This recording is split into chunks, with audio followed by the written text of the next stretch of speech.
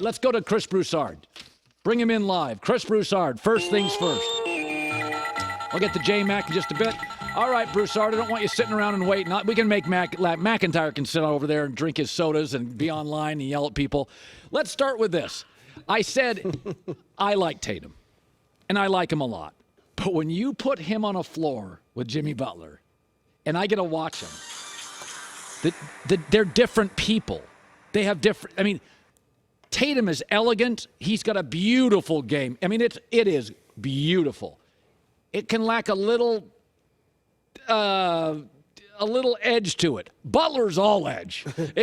Sometimes he's shooting shot. I'm like, oh, this is ugly. And it's like, I mean, and this sounds crazy, but all of our lives are different. All of our journeys are different. Jimmy had a tough life, and I can see it when he plays. I mean, Chris, I can see his life when he plays. He is tough. He is a fighter. He's been doubted. Man, I mean, but I still love Tatum. Were you surprised how ineffective he was in the fourth? Well, one, they weren't getting him the ball. And I heard you earlier talking about the coaching mismatch, and that's absolutely what's going on. We knew Eric Spoelstra was going to outcoach Joe Mazzulla. Mazzulla just has to stay within shouting distance of Spoelstra because he's got the far more talented team. You mentioned no timeout in the 46-point third quarter for Miami.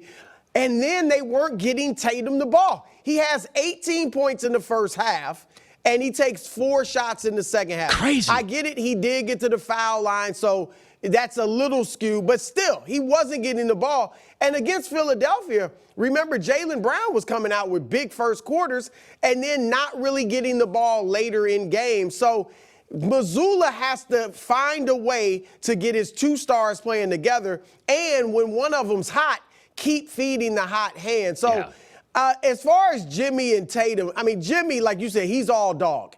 And he's going to go at you. If you are not a dog, then you will wilt in his presence. Yep.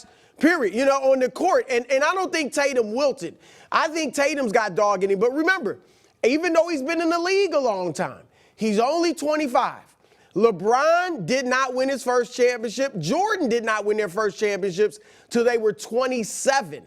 The guys that have typically won it when they were younger, Magic, Bird, they had some veterans with them, that were great players there before them. So I'm wondering, is Tatum still just maturing to the point where he can actually lead a team to the playoffs? Because their inconsistency, whether it's Tatum or Brown or the team as a whole, is frustrating if you're a Celtics fan. Yeah, and by the way, we don't talk a lot of defense, but I thought under Udoka last year, Ime Udoka, they were a better defensive team. I don't think Boston, I butchered his name. I don't think Boston's as good a defensive team as last year either. Do you? No, not at all. Mazzulla tried to make them more of an offensive team. And then, at points in the season, they started to show, they still have that defense. So they have some great defenders. Al Horford did a great job on Embiid, Derek White, Marcus Smart. They have great defenders. So I think they feel like when we need it, we can turn on the defense, but they try to play offense.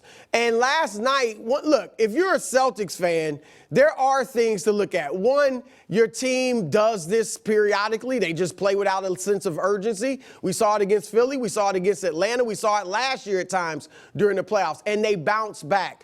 Secondly, Miami shot 51% from 3. Right. Miami was the 4th worst three-point shooting team in the league in the regular season. Now, they've shot it well in the playoffs, but they had to have an uncharacteristically spectacular three-point shooting performance, and Boston shot 34%, well below their average, and they only took 29, which they shoot as many threes as anybody in the league. Credit Miami for running them off the three-point line, but still, Boston, those are 2 extremely uncharacteristic things for both teams, and it still was a 7-point game. So I think Boston, look, they pretty much got to win game 2, and I think they will. Ime Udoka, that's better. I butchered that thing about once a week. Okay, let's go Lakers tonight. So I kind of defended the Lakers after they lost the first game. I said, first of all, I watched Minnesota's first game in that series. They got boxed. I watched Phoenix go to Denver and get rolled. Lakers had a great second half. I think Darvin Ham now has fallen into underappreciated category. I think he is a game-to-game, a terrific adjust coach, and I thought he had a terrific adjustment at halftime. I think Darvin Ham, I think the Lakers found a really, really good young coach. So I watched the second half of that game. In the second half of that game, I'm like, this is going to be a close series, and the spread is 5 points tonight. I kind of like the Lakers tonight. Do you think they solved any of the riddles in that second half?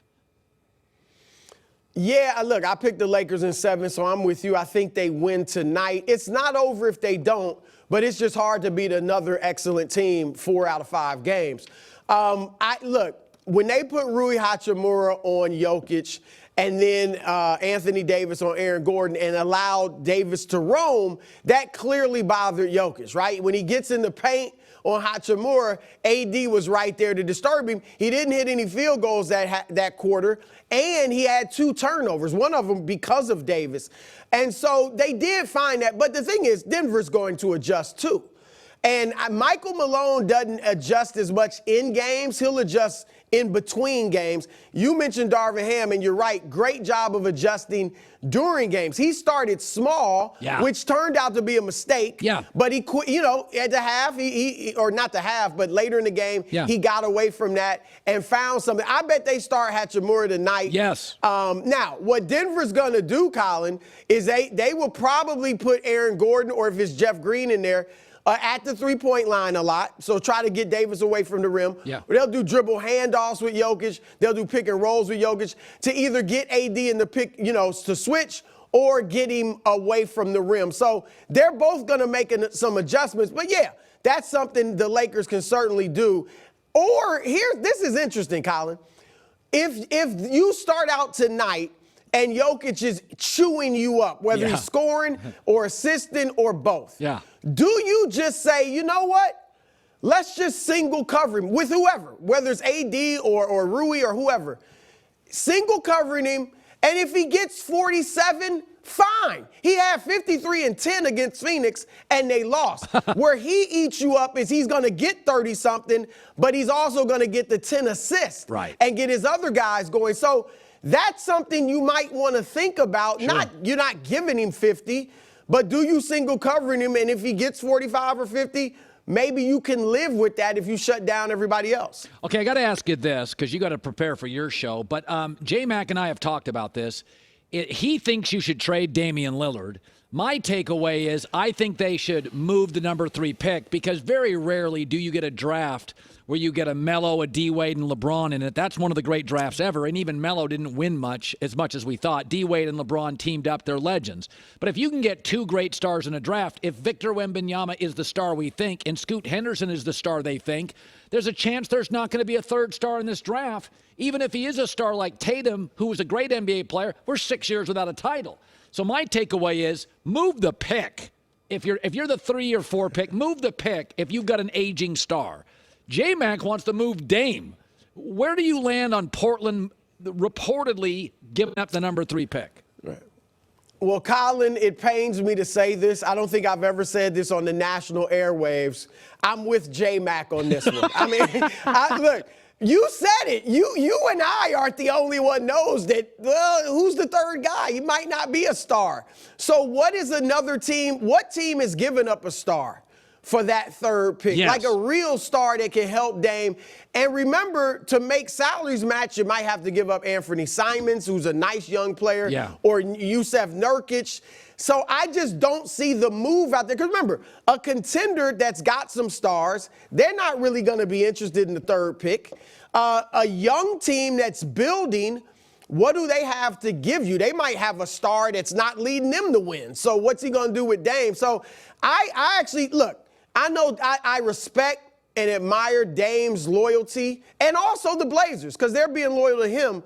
But I think for both of them, it is best to move on. And I think like Kevin Garnett didn't want to leave Minnesota. But when he finally got to Boston, won a championship, played a few more years, had great success, he said, man, it's the best thing that ever happened in my career. Yeah.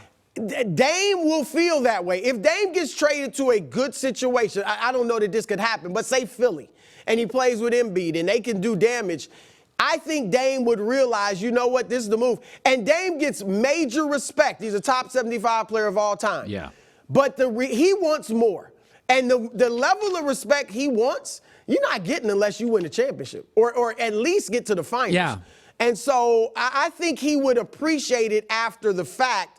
And I think it'd be better for the Blazers, too. You know, there's a business aspect to it, is that the NBA ratings double, triple, quadruple in late April, May, and June.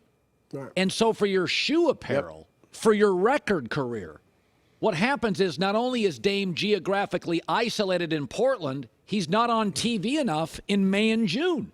Right. So if he went to a contender, his shoe business would be better, his music business, because the NBA, we all know this, the regular season ratings, nobody's, it's small.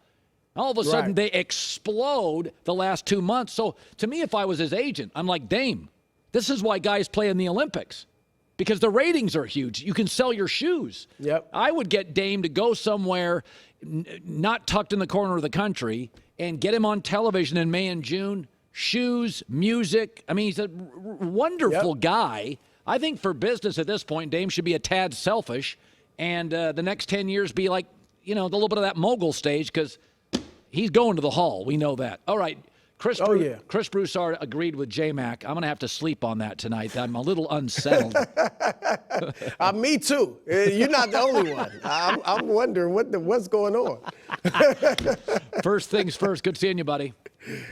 All right. All right, Colin.